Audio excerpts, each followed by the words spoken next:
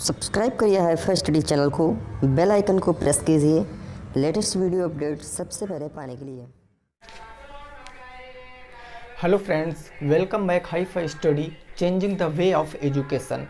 दोस्तों, आज की क्लास की शुरुआत करने से पहले मैं आपको एक बात बता दूं। आज थोड़ी सी आवाज़ आपको बाहर की आ रही होगी, क्योंकि जहां पर ये हम लोगों का रूम है उसके जस्ट बगल ही रामायण का कार्यक्रम हो रहा है। ठीक है ना। जैसा कि सभी को पता है कि नवरात्रि चल रही है, तो साथ में हम लोग क्वेश्चनों को भी लगाएंगे उस आवाज़ को नज़रअंदाज करते हुए। ठीक है ना, क्योंकि उसको तो बंद कर नहीं सकते हो, माँ का जागरण चल रहा है। ओके, तो चलिए शुरुआत करते हैं। फिर कुछ क्वेश्चन हमने डिस्कस किए हैं और जो मॉक नंबर होगा वो होगा 31। 31 नंबर मॉक टेस्ट होगा। 30 मॉक टेस्ट हो चुके हैं।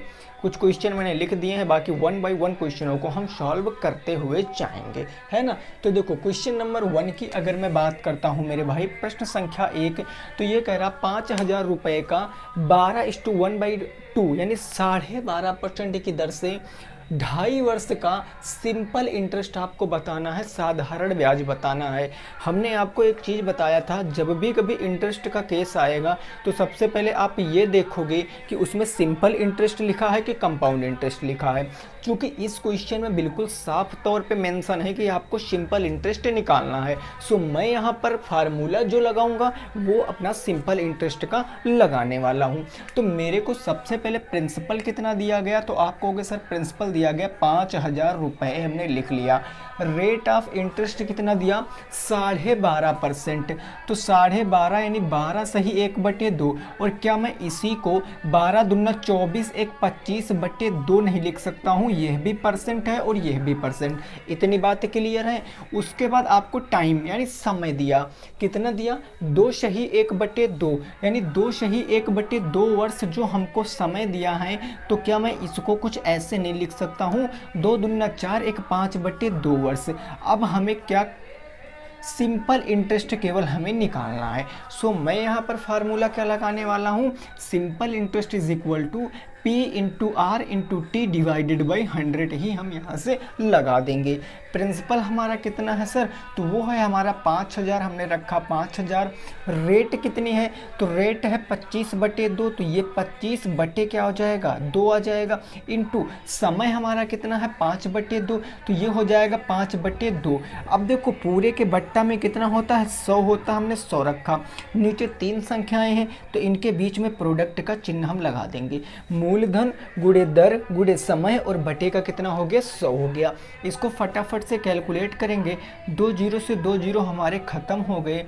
2 से काटेंगे 2 से 25 बार में। और अब यहाँ आपका बचा नीचे 2, ऊपर बचा 25 इंटू 25 इंटू के 5। तो 25 इंटू 25 कितना होता है, 625 होता है। 625 इंटू 5 डिवाइडेड बाई 2।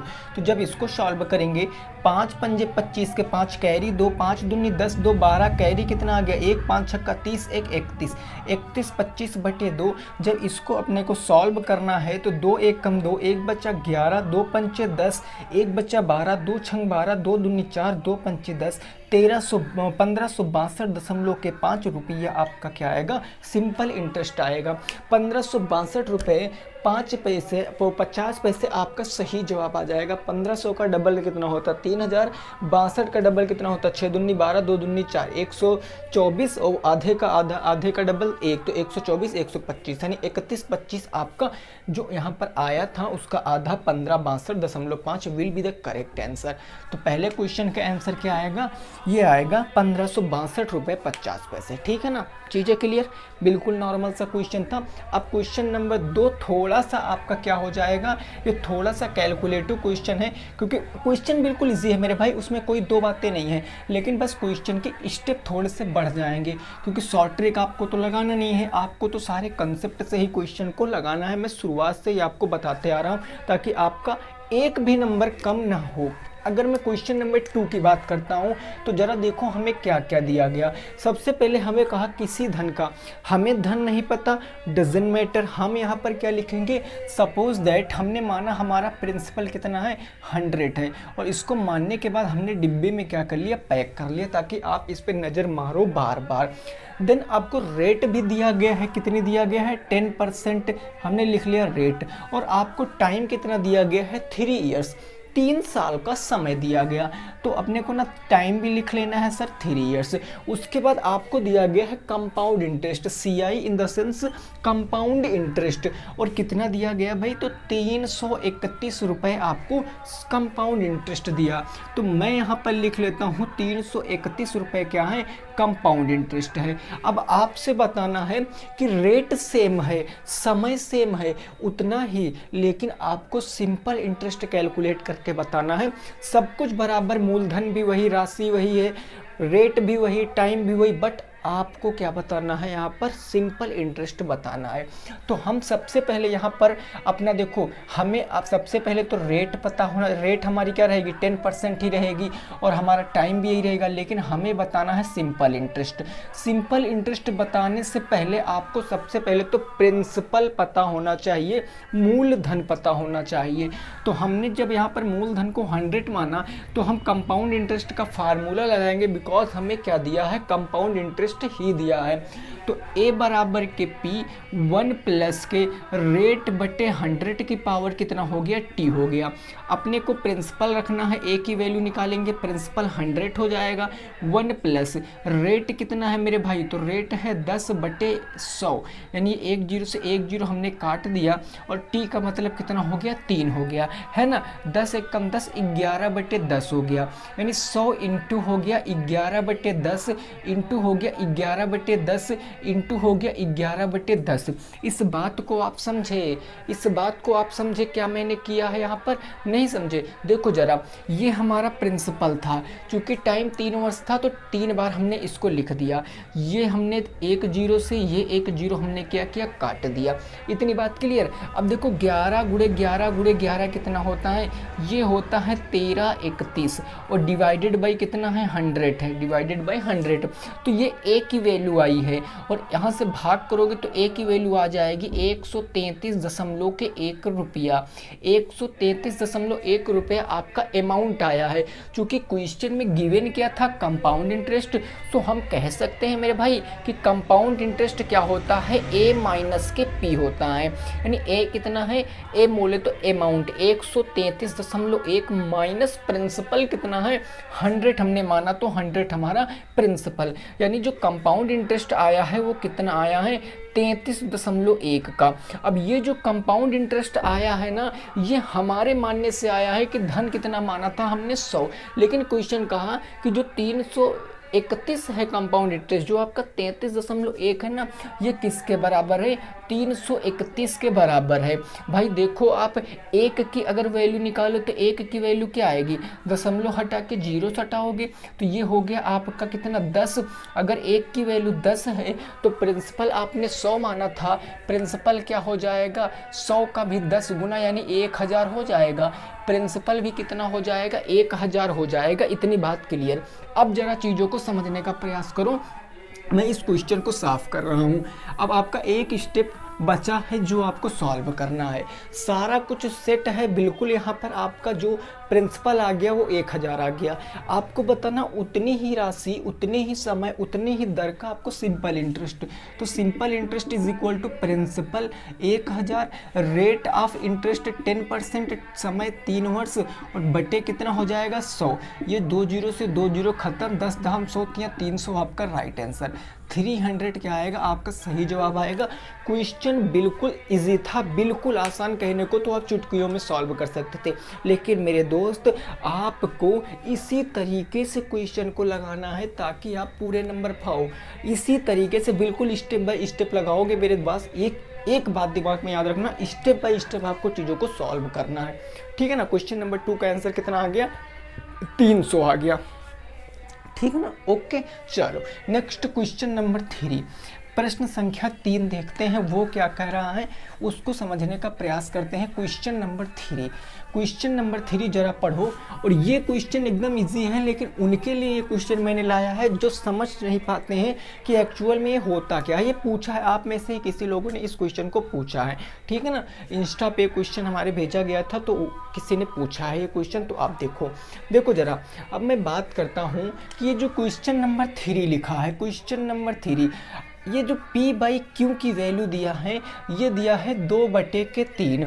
अगर P/Q की वैल्यू 2/3 दिया है, आपसे पूछा 4P माइनस के 2Q divided by 3P plus के 2Q का मान क्या होगा। मैं आपको ना देखिए क्वेश्चन डायरेक्ट आप लगा सकते हो, इतना आंसर आएगा, लेकिन इनको नहीं पता उनको मैं बता रहा हूँ। अगर यहाँ से आप P/Q निकालो तो क्या हो जाएगा, क्रॉस प्रोडक्ट कराओगे 3P बराबर के 2Q होगा। यानी अगर मैं यहाँ से P/Q निकालूं, P और Q का मान निकालूं, तो P के सामने 2 है और Q के सामने 3 है, 2:3। ये डायरेक्ट भी आप सीख सकते थे कि जिसके सामने जो वैल्यू है वही उसका मान होता है। अगर P Q का मान पता है तो यहाँ पर रख दो, आंसर आ जाएगा। मान बताना है आपको 4P माइनस के आपको बताना है 2Q डिवाइडेड बाई 3P और प्लस के है भाई 2Q। मान रखो P का मान कितना है 2, तो 4 दूनी कितना हो जाएगा 8, 4 इंटू 2 माइनस के 2 और इंटू Q की वैल्यू कितनी है 3 डिवाइडेड बाई P की वैल्यू कितनी है 2, तो 3 इंटू हो जाएगा 2 और प्लस में कितना हो जाएगा, प्लस है ना, प्लस के 2 इंटू Q की वैल्यू है 3। सॉल्व कर लो, 4 दूनी 8 माइनस के 6 बटे के 8 3 दूनी 6 और 6 बटे 3 दूनी कितना हो गया भाई 6 हो गया, 3 दूनी 6 हो गया। तो ये हो गया 8 माइनस 6 2/12। सॉल्व करोगे 1/6 आपका उत्तर निकल कर आने वाला है। 1/6 आपका उत्तर निकल कर आने वाला है।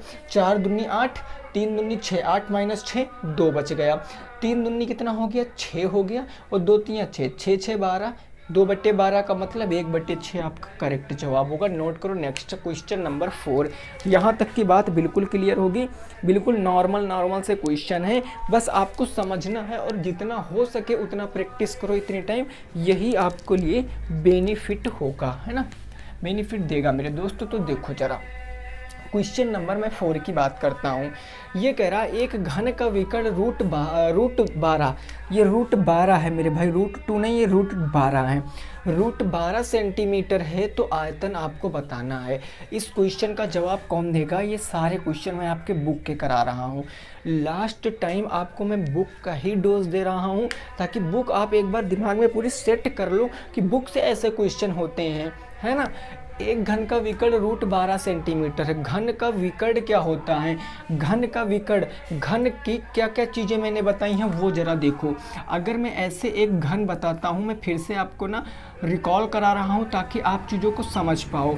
अगर मैंने ऐसे एक घन बना दिया तो घन की 3 चीज़ें होती हैं। एक तो घन का आयतन होता है ना, एक घन का संपूर्ण पृष्ठ होता है भाई, संपूर्ण पृष्ठ होता है, और घन में एक क्या होता है आपका विकर्ण होता है। ये 3 चीज़ें घन में बेसिकली आपको पता होनी चाहिए।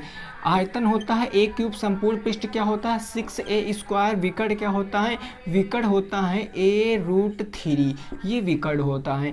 तो आपको जो दिया गया उसके हिसाब से चलो। विकर्ण दिया, विकर्ण a√3 मतलब a√3 की वैल्यू आपको क्वेश्चन में गिवन है √12, √12 है ना आपका, √12। तो यहाँ से मैं पूछूं कि a की वैल्यू कितनी निकल कर आएगी, तो आप कहोगे सर √12 डिवाइडेड बाई √3। अब डायरेक्ट अगर इसको काट दोगे तो चीज़ें कॉम्प्लिकेटेड हो जाएंगी, तो गलत हो जाएंगी।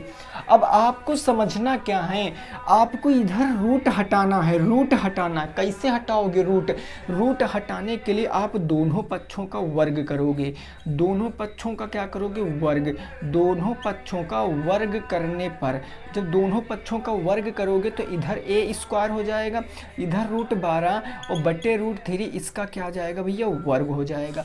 वर्ग से ये रूट कट जाएगा, यानी a² बराबर 12 बट्टे में 3, यानी 3 चौके 12।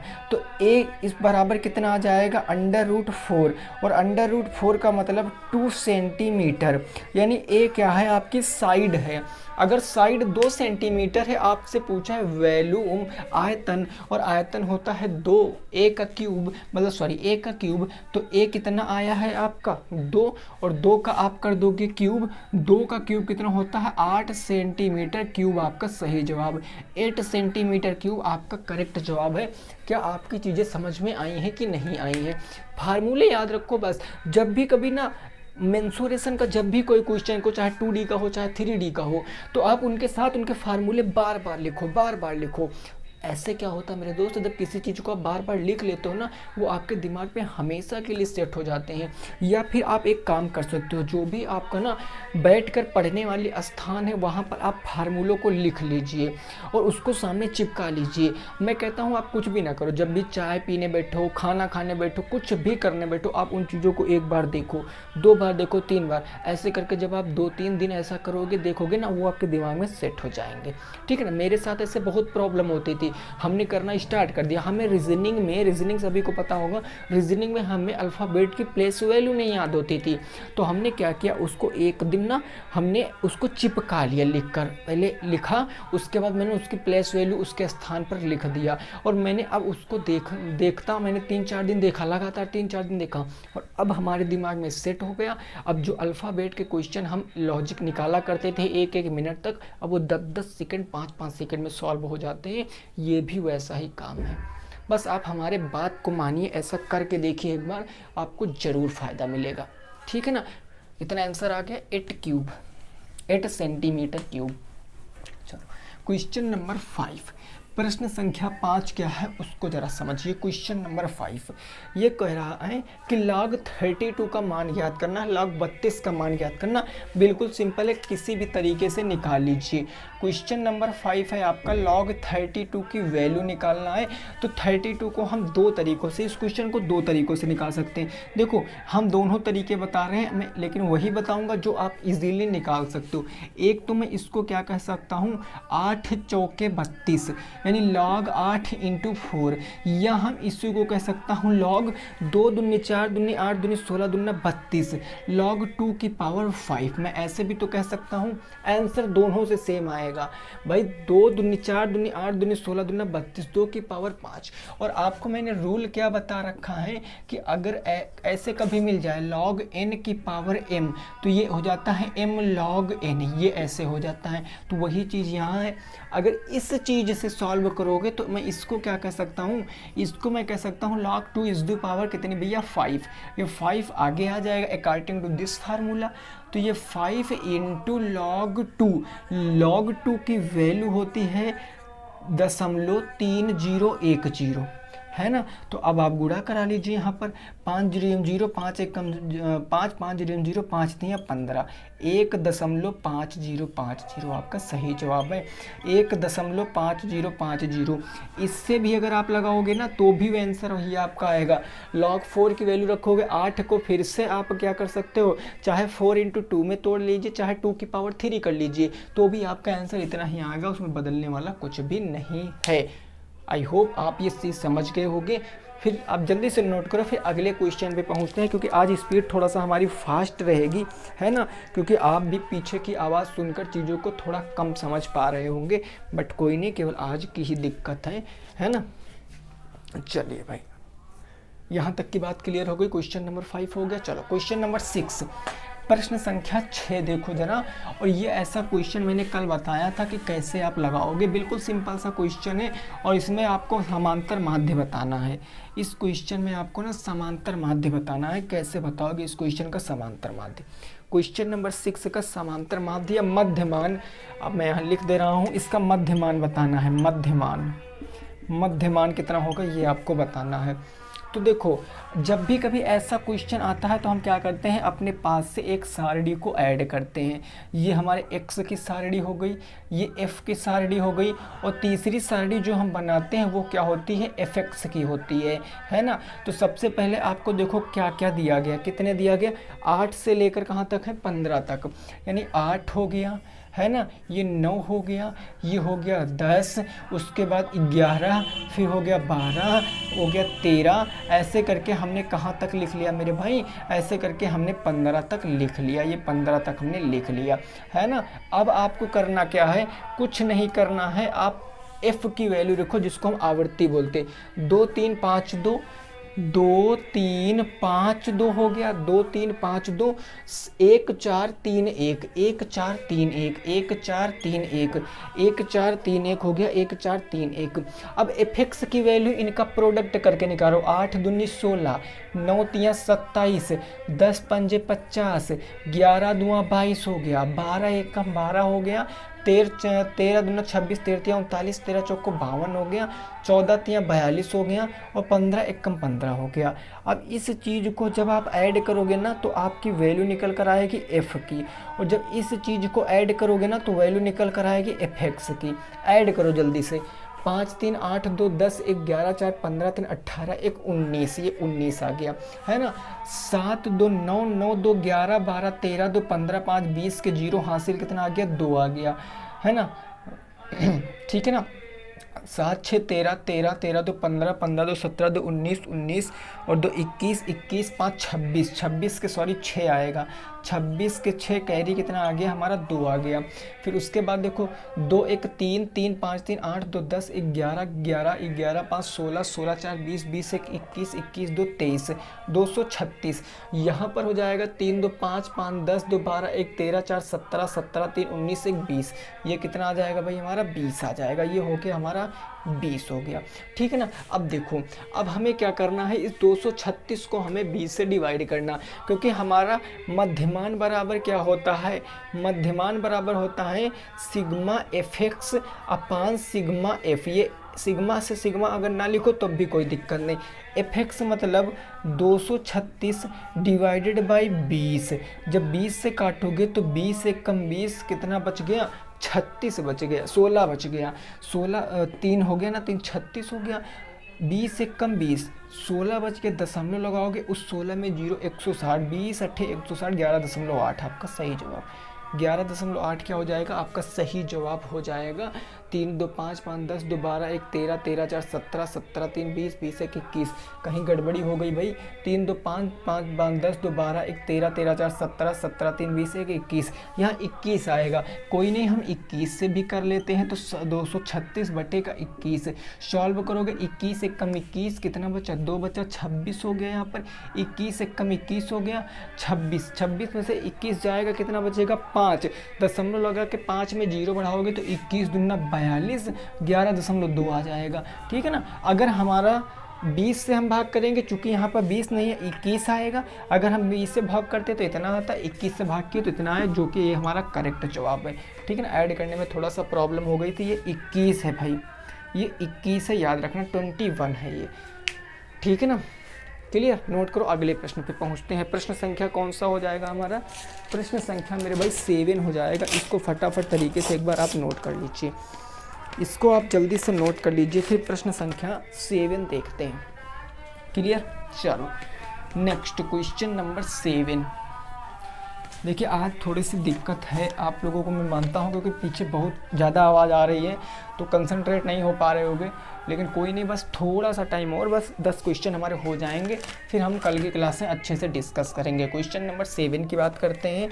तो ये आपको दिया गया 7x² माइनस का 4x प्लस का 2x³ प्लस के 7 और डिवाइड करना है इसको x² प्लस के 2x माइनस के 1 से। इस क्वेश्चन को जिसने जल्दबाजी में लगाया वो गलत करेगा, जिसने सोचा नहीं ना वो गलत कर देगा, क्योंकि मैं लगभग 7-8 मॉडल पेपर में क्वेश्चन को सीक्वेंस में करके कर रहा हूँ, और मैंने बता भी दिया है क्वेश्चन में क्या ध्यान में रखना है। अभी जस्ट बताया क्वेश्चन में क्या ध्यान रखोगे।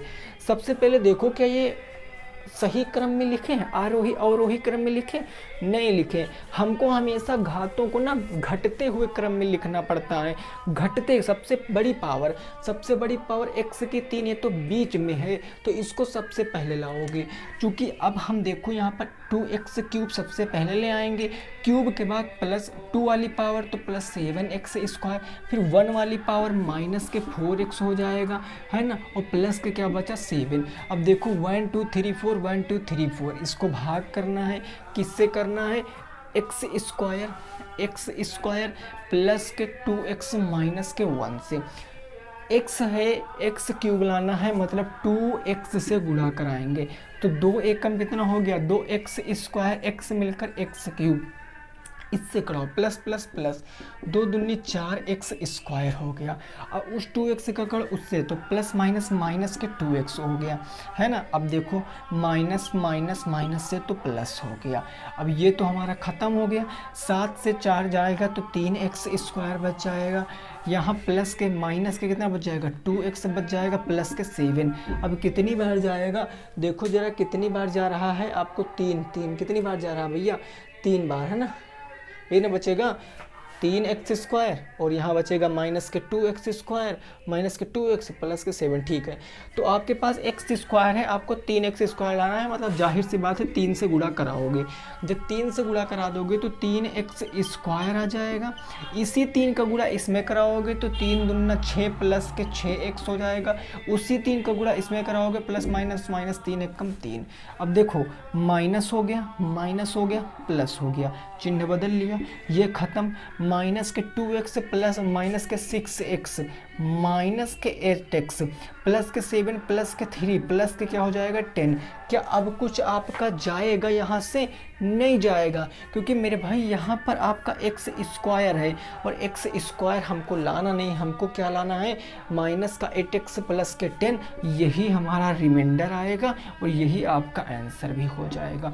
ये रिमाइंडर, ये आपका भागफल आ जाएगा, ये शेषफल, ये भागफल। नोट करो, आगे पहुँचते हैं, ठीक है ना। नोट करो, फिर आगे पहुँचते हैं हम लोग, देखते हैं आगे क्या हो जाएगा फटाफट तरीके से, ठीक है ना। क्लियर हो गई बात भाई? चलो अगला क्वेश्चन, अगला क्वेश्चन नंबर कौन सा होगा हमारा, 8, प्रश्न संख्या 8। प्रश्न संख्या 8 क्या है, जरा उसको समझते हैं, क्या हो रहा है उसको जरा समझते हैं ना। क्वेश्चन नंबर 8 को, ये क्वेश्चन आपका ना कैसे है भाई, थोड़ा सा, हाँ ये क्वेश्चन बढ़िया है, एकदम ज़बरदस्त क्वेश्चन है। आपको बताना है इसका जवाब क्या हो जाएगा, ठीक है ना। इसका जवाब आपको बताना क्या हो जाएगा। मैं क्वेश्चन संख्या 8 लिख रहा हूँ। ये आपका ऐसे एक सर्कल बना हुआ है, ठीक है ना। ये एक सेंटर पॉइंट है, ये ऐसे है, और इसके बाद ये आपका ऐसे है, ठीक है भाई। ये मिला हुआ है यहाँ पर, ये मिला हुआ है यहाँ पर, और ये नाम दिया है ए बी, उसके बाद ये है सी, ये है डी, ये है आपका ओ पॉइंट, ये है आपका ओ पॉइंट। ये एंगल है पूरा, ये कितना एंगल, पूरा 80 डिग्री का। ये पूरा एंगल आपको दिया गया 80 डिग्री, यानी मैं लिखे दे रहा हूँ, कोण ए बराबर आपको 80 डिग्री दिया गया है और कोण बी बराबर आपको 40 डिग्री दिया गया। कोण बी बराबर 40 डिग्री, और आपसे पूछा क्या है, आपसे पूछा कोण डी का मान। कोण डी का मान आपसे पूछा है, कोण डी का मान क्या होगा, कोण डी का मान क्या होगा, ये आपसे पूछा है। जल्दी से बताओ इस प्रश्न का आंसर, जल्दी से बताओ। मैंने सारा कुछ यहाँ पर लिख दिया है, ये आपसे पूछे हैं, ठीक है ना। देखो मैं एक बात आपको बता रहा हूँ, ज़रा समझना चीज़ों को, ज़रा चीज़ों को समझना भाई। ये कोण बी यानी ये वाला एंगल कितना है, 40 डिग्री का। अगर ये वाला एंगल 40 डिग्री का है तो ज़रा बताओ कौन सा एंगल और हमारा 40 डिग्री हो जाएगा। आपको कोण डी का मान बताना है, इस कोण का मान बताना है। ये पूरा कोण आपका 80 डिग्री है, ये पूरा 80 है, और ये आपका 40 है। ये 80 है और ये 40 है, यानी अब टोटल अगर हम बात करें तो कितने डिग्री हो जाएगा। ज़रा आप बातों को समझना, ज़रा आप चीज़ों को समझने का प्रयास करना मेरे भाई।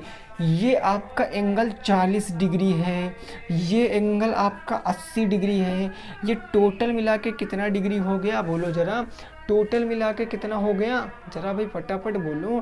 टोटल मिला के 8 6 14 8 4 12 120 डिग्री हो गया। कितना हो गया, 120। जरा अब हमारी बात को समझना, अगर ये 40 है, ये 80 है, तो क्या यहाँ पर कोई एंगल बराबर होगा, क्या यहाँ पर कोई एंगल बराबर होगा, ज़रा हमें बताओ। क्या ये एंगल इसके क्या बराबर हो सकता है, कि या ये एंगल इसके बराबर हो सकता है, ज़रा हमें बताओ, बोलो हो सकता है कि नहीं हो सकता है, जरा आप भाई खुद से बताओ। अगर मैं कह दूं कि यहाँ पर 80 और 40 को जोड़ेंगे तो 8 4 12 120 डिग्री आ जाएगा। मैंने बात को समझना, लॉजिक यहाँ पर दूसरा लगेगा, लेकिन मैं आपको चीज़ों को सिखाने का प्रयास कर रहा हूँ। अगर मैंने 120 कैसे लाया भाई, हमने माना ये हमारा पूरा ट्रायंगल है, ये हमारा पूरा त्रिभुज है, हमने सपोज कर लिया कि ये हमारा पूरा क्या है, त्रिभुज है, हमने माना, हमने ये यहाँ पर छोड़ दिया। अब एक बात को जरा आप खुद से बताओ, अगर ये हमने एक त्रिभुज माना, अगर ये 80 है, ये 40 है, तो टोटल 120, मतलब ये 60 होगा। एक लॉजिक से तो हमारा आंसर ये आ रहा है। अगर आप इसको त्रिभुज मानो, वैसे है नहीं त्रिभुज, लेकिन आप मानो, अगर मान रहे हो तो भी 60 आ रहा है, लेकिन मैंने कहा आप अगर नहीं मान रहे हो तो क्या होगा।